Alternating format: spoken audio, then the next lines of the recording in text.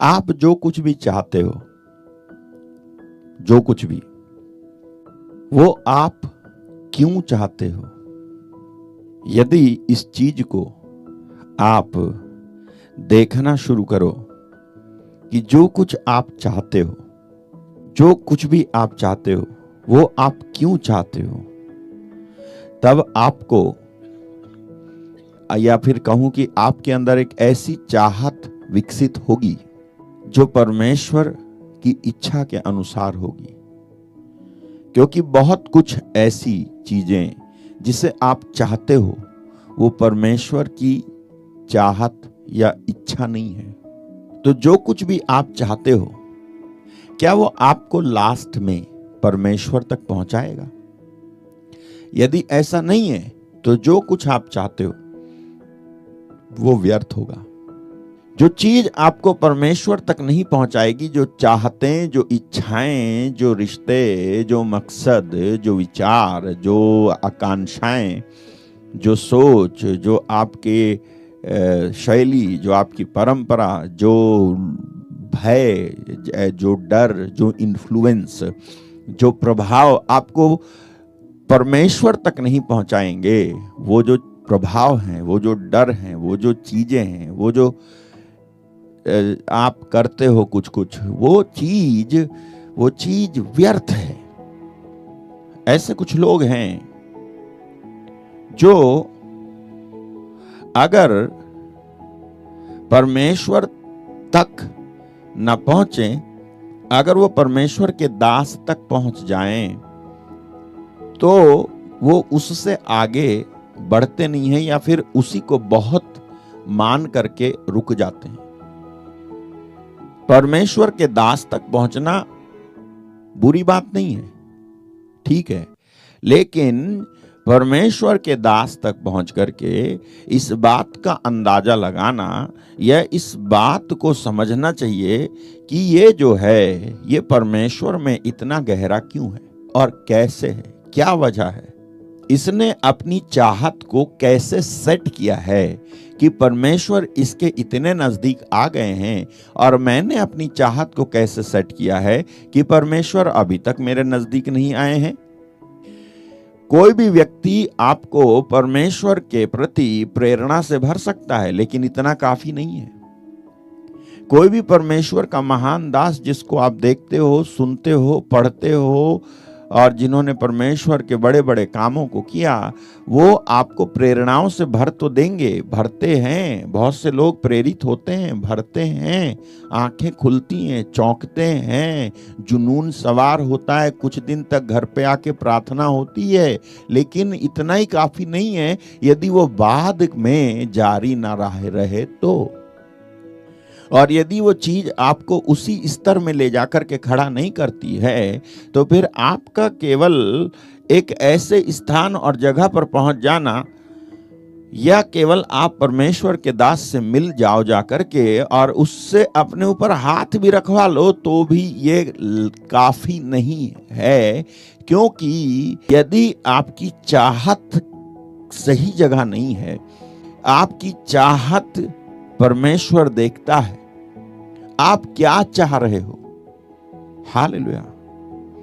परमेश्वर आपका जाना, आना, खाना, पहनना, रहना, सहना, करना, नहीं करना, चुप रहना, बोलना, सब कुछ डिफाइन करता है, और उसके आगे केवल इतना बोलता है, वो ये क्यों किया, ये क्यों, वो क्यों, ऐसा क्यों, वैसा क्यों। अगर आप परमेश्वर को, प्रभु यीशु मसीह को फॉलो करना चाहते हो, तो ये क्यों आप सुनने को तैयार हो जाना, क्योंकि वो सबसे ज्यादा आपसे क्यों क्यों पूछेंगे। आप रिसीव नहीं कर पा रहे हो वो जो कह रहा है। यदि आप कुछ चाहते हो तो उसके आगे बस इतना बराबर करो कि मैं ये जो चाह रहा हूं, मैं ये क्यों चाह रहा हूं। अगर मैं बदला लेना चाह रहा हूं तो मैं बदला लेना क्यों चाह रहा हूं। अगर मैं अपनी वासना को, अपने गुस्से को, अपनी जलन को सेटिस्फाई करना चाहता हूं तो आखिर मैं ऐसा क्यों करना चाह रहा हूं? मैं अपने तनाव को संतुष्ट करना चाह रहा हूं तो आखिर मैं ऐसा क्यों करना चाह रहा हूं? इतना ही नहीं, यहां तक कि आप बहुत ऊंचाइयों पर पहुंचना चाहते हो तो उसका भी विश्लेषण होना जरूरी है। कहीं वो प्रतिस्पर्धा की वजह से तो नहीं है कि मैं दिखा दूं और इनको पता चले कि बुनियाद तो नहीं पनप रही है, कि दिखा दूं और पता चले कि बुनियाद पर तो नहीं पनप रही है वो चीज। कहीं ऐसा तो नहीं है कि किसी चीज को आप व्यक्तिगत ले रहे हो। तो यदि आप किसी चीज को व्यक्तिगत ले रहे हो और इसकी वजह से आप कुछ कर रहे हो, you are praying not because you have public interest, you are praying because you are taking something personal. Hallelujah. परमेश्वर आपको यूं ही अभिषेक नहीं देता है। अभिषेक देने से पहले, आशीष देने से पहले वो आपकी चाहत की था लेता है कि व्हाई यू वांट दिस। तो कई बार लोगों का मांगना या परमेश्वर के पीछे पड़ना व्यक्तिगत रूप ले लेता है और तब अक्सर उसे नहीं मिलेगा, या फिर मिलेगा लेकिन वो जल्दी ही मुरझा जाएगा। हम जाते हैं याकूब 4:3 में, क्या लिखा हुआ है पढ़ते हैं। तुम मांगते हो और पाते नहीं, इसलिए कि बुरी इच्छा से मांगते हो ताकि अपने भोग विलास में उड़ा दो। मैं आपको एक बात बताऊं, बहुत सारे लोग इस वचन को नहीं समझते हैं, बहुत सारे लोग इसके आशय को नहीं समझते हैं, बहुत सारे लोग इसके संदर्भ यानी कॉन्टेक्स्ट को नहीं समझते हैं। जब वो कहता है कि तुम बुरी इच्छा से मांगते हो, बुरी इच्छा मतलब क्या है? You are asking for your personal interest, ignoring others. ये सच है कि परमेश्वर ऊंचा उठाता है, लेकिन केवल तब जब आप अपने दुश्मन के बारे में ना सोचें। क्या कहती है बाइबल यशायाह 26:3 में? जिसका मन तुझ में धीरज धरे हुए है, उसकी तू पूर्ण शांति के साथ रक्षा करता है, क्योंकि वह तुझ पर भरोसा करता है। Thou will keep him in perfect peace. Who will be kept in perfect peace? Whose mind is stayed not on their enemies, but on God. Hallelujah. आपको परमेश्वर तभी ऊंचा उठाएंगे जब आप अपने दुश्मन के बारे में सोचना बंद कर दें। तो इसीलिए जो कुछ आप चाहते हो, यदि उसकी बुनियाद में खुदगर्जी या फिर व्यक्तिगत रूप या भावना समाहित है, तो ऐसे व्यक्ति को परमेश्वर से अभिषेक या आशीष मिलने में तब तक देरी होती जाएगी जब तक पर्सनल इंटरेस्ट पब्लिक इंटरेस्ट नहीं बनेगा। देखिए, मैं आपको एक उदाहरण देता हूं। बाइबल कहती है कि हन्ना हर वर्ष परमेश्वर के भवन सिलो जाती थी, आती थी। उसकी सौतन उसे चिढ़ाती थी क्योंकि हन्ना बांझ थी। हमें उसकी उस प्रार्थना के बारे में पता है जो सुनी गई, लेकिन उस प्रार्थना के बारे में नहीं पता है जो नहीं सुनी गई। सिलोह में जाकर क्या वो कभी पहले रोई नहीं होगी? सिलोह में जाकर के उसने नहीं कहा होगा मेरी सौतन मुझे चिढ़ाती है। तो हर साल तो हन्ना कहती होगी कि परमेश्वर मुझे संतान दे, लेकिन हर साल उसकी प्रार्थना अनसुनी होती गई, वो सुनी नहीं गई। लेकिन जैसे ही हन्ना ने व्यक्तिगत मांग से उठकर बेटा इसलिए मांगा कि वो उससे परमेश्वर को समर्पित करेगी, परमेश्वर ने झट से सुन लिया। उसका जो स्वार्थ था ना बेटा मांगने का, वो चेंज हो गया, और वो ये हो गया कि मुझे बेटा मेरे लिए नहीं चाहिए, वो बेटा मुझे दे तो मैं उसे तुझे दे दूंगी। That became public interest. Hallelujah. ऐसा नहीं है कि आपको अपने लिए प्रार्थना नहीं करनी है, लेकिन मुझे अभिषेक दे और इसका पता चले, उसको पता चले, उनको समझ में आना चाहिए कि मैं कितना तेरा चहीता हूं। ये नहीं होना चाहिए आप उसके चहीते हैं, ये उससे कुछ मिलने में क्यों ढूंढते हैं हम?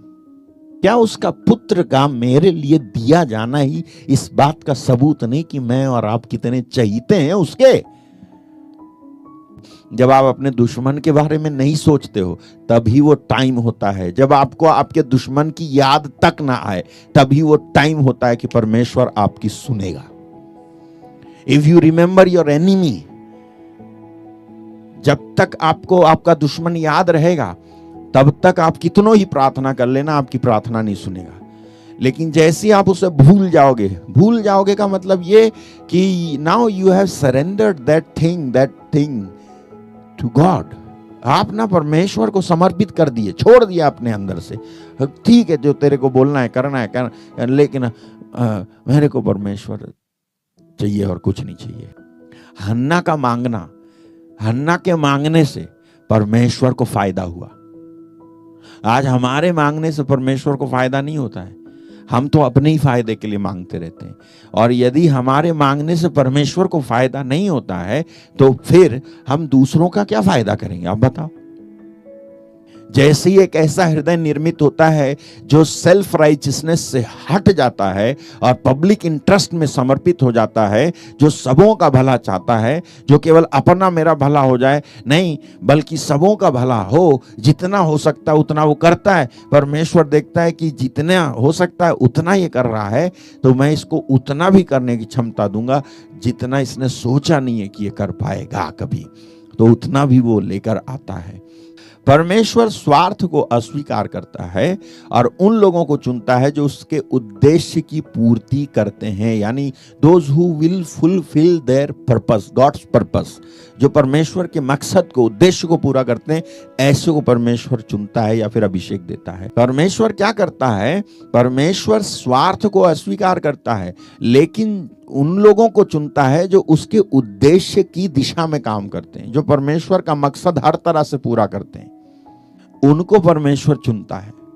वो परमेश्वर के मकसद को अपने जीवन में देखता है। वो अपना सम्मान भी नहीं देखता है, वो अपना अपमान भी नहीं देखता है, वो जो है कुछ और उसको नजर नहीं आता है। वो सब बात में खुश रहने की कोशिश करता है और सब बातों को इनकार करता है, ऐसी बातों को जो उसके खिलाफ में है या उसको सुनने को मिलती हैं। उसका तो दिमाग परमेश्वर पर लगा रहता है, उसके उद्देश्य पर लगा रहता है, इसलिए सब कुछ सहन करके वो परमेश्वर की सेवा करता है। और ऐसा व्यक्ति परमेश्वर के लिए उसके मन का व्यक्ति होता है।